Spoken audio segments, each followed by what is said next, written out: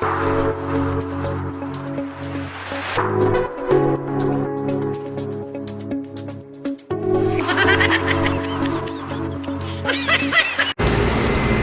tank, old tank, new tank.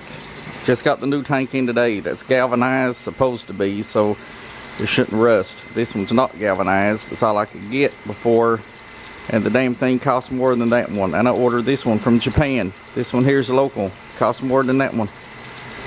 So today I'm going to use this old pump that I've got. I'm going to store that pump because I think there's something wrong with the end of it. I'm going to store that small pump and check it out later. And I'm going to use this big pump again. And I'm going to wire the connections onto the top of this one. And then put the pipe and stuff on it. Should be pretty easy to do. Hope I don't have to run out and get more couplings and stuff. But I turned that one off. It still supplies water to the bathroom. There's city water here at this house. But I get that big tank there, that big water storage tank, and then I put this one on it to pump water in the bathroom because the city water is not that strong, and when you take a shower you need a strong water. So this water goes into the bathroom. The rest of the house is city water, including the outside hoses. But I have an on-off switch in the bathroom that turns that pump on and off. So when I turn it on, I still get pressure in the bathroom, believe it or not. Even with that big, with that doing that, I still get pressure in the bathroom. It still works. And then when I'm done using it in the bathroom, I just flip the off switch and it goes off. And I'll show you that on-off switch now. Here's the on-off switch I'm using. Turn it off, and the well pump kicks off. The water stops squirting everywhere. When I want to use it, I just turn it on. Pressure builds up, water comes on, but it spews like a fountain outside.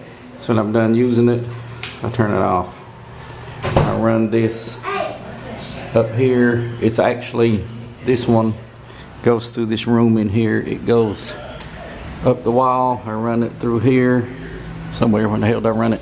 No, I run it this way, up on the ceiling, all the way around, and I put a hole in the wall up there, all the way through, and then I run it into, if I can follow it, I run it into here, and it goes down here, and hooks over into this outlet here.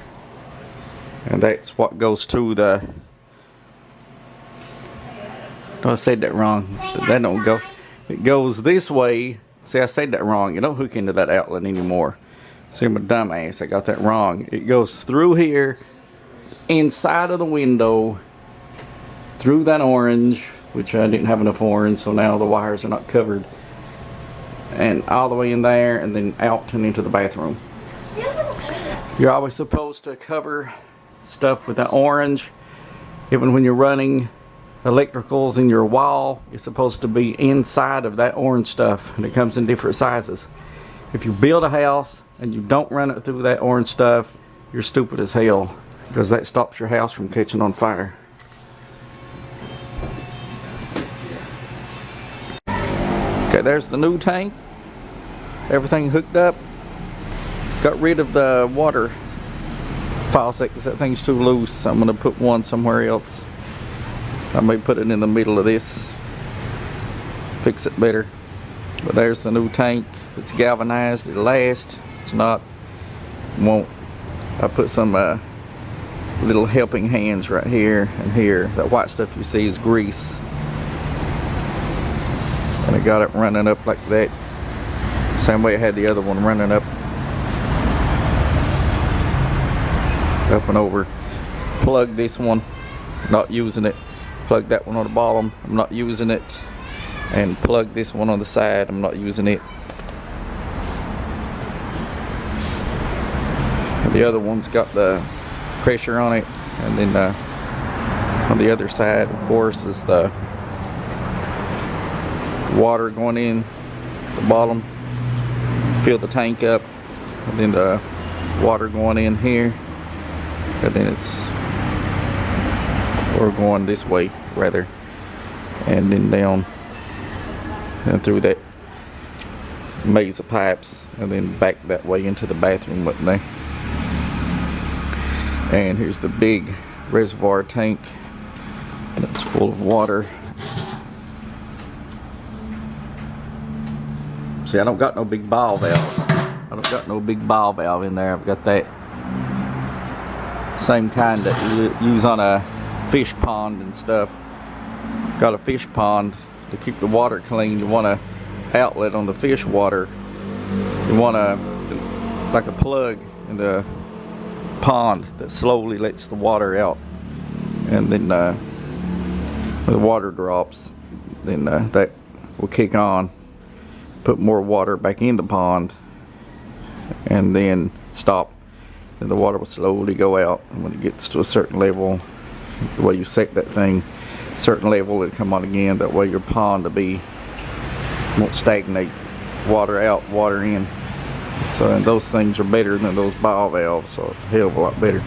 So if you get that, if you want a pond, I got off track because we're talking about this pressure tank. Pinchers. Trying to play, and they're too big. I got off track talking about this fishing pond when we're talking. Can't even talk. I got off track talking about this pressure tank. Went off on a fish pond, but I want to put that in there because that's good to have.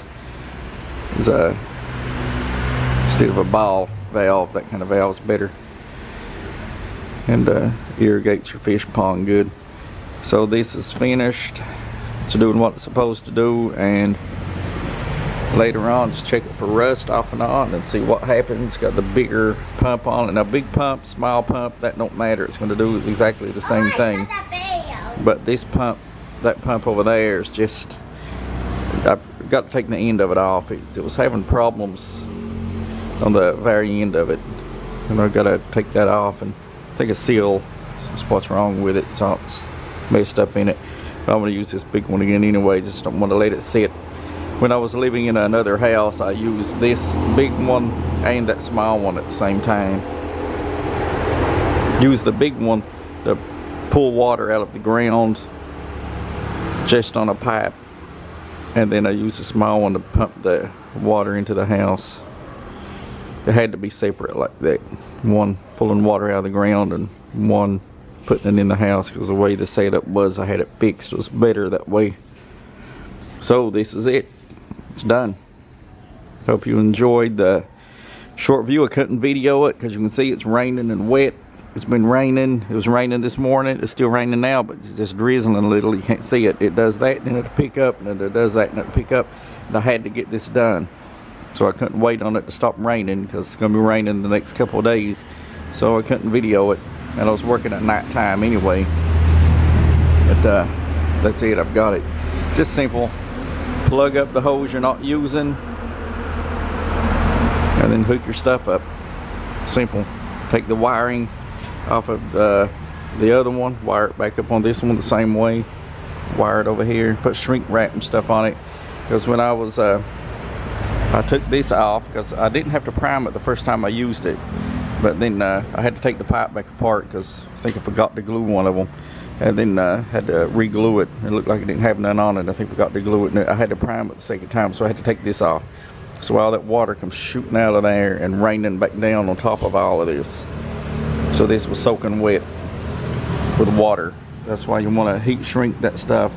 Wrap it with electrical tape and heat shrink it both, or heat shrink it, wrap it with electrical tape and heat shrink it again. And you really want to protect that stuff from water, especially this stuff up here, these connections right here, because it's going to get wet. And it's out too. It's under the eave of the house, but water's still going to hit it. I'm not going to build something around it and cover it up. So that's the way it is. That thing can take it. If you hook that up right and the way it's made, it can take being wet. And anybody's again. So with that said, I'm going to go ahead and get the hell in the house and get something to eat. Hey, come on.